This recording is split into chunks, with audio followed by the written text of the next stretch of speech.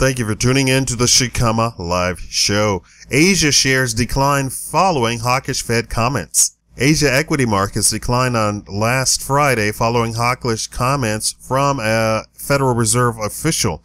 Speaking in a televised interview in the U.S. overnight, St. Louis Fed President James Bullard suggested interest rates could rise sooner rather than later, leading Wall Street shares to end in the red overnight. Given Janet Yellen's last comments highlighted noise in the inflation reading, these comments from Bullard have some significance. In fact, most of the Fed comments this week have been quite hawkish, and perhaps this resulted in the subdued performance in equities, said Stan Shamu, market strategist at IG, in a note. Also weighing on the sentiments was data showing that U.S. consumer spending rose less than expected in May, which led many economists to pare back growth forecasts for the second quarter. The Nikkei slips 0.6%. Japanese shares fell a new one-week low despite data showing that May core consumer prices rose at their fastest pace since 1982.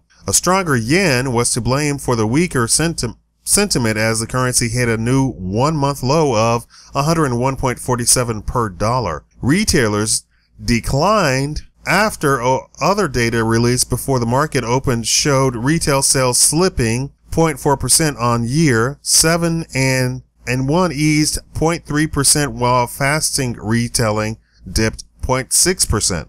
Engineering companies rose after Toyota Motor said earlier this week that it will begin selling hydrogen fuel cell electric vehicles this fiscal year.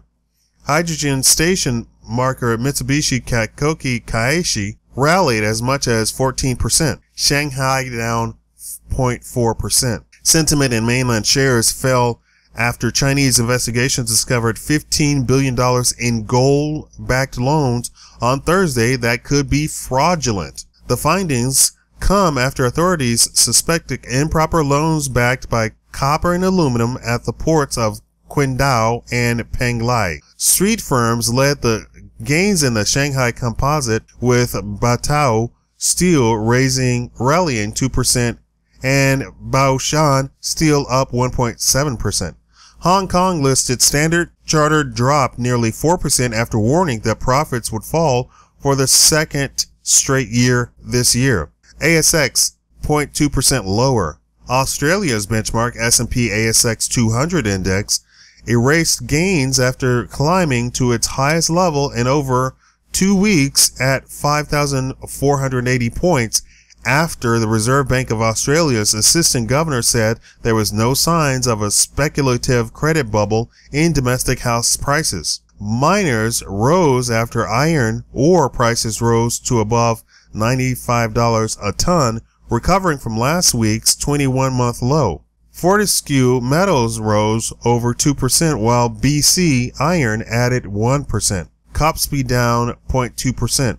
South Korean shares retreated after ending at its highest levels in over a week on Thursday, as data showing May industrial output came in well below market expectations darkened the mood. But while won rallied to a fresh 6-year high against the dollar at 1,013.7.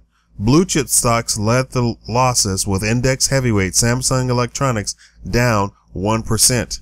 Are you investing in the Asian markets? Tell me what you think below. Thank you for watching the Shikama Live Show.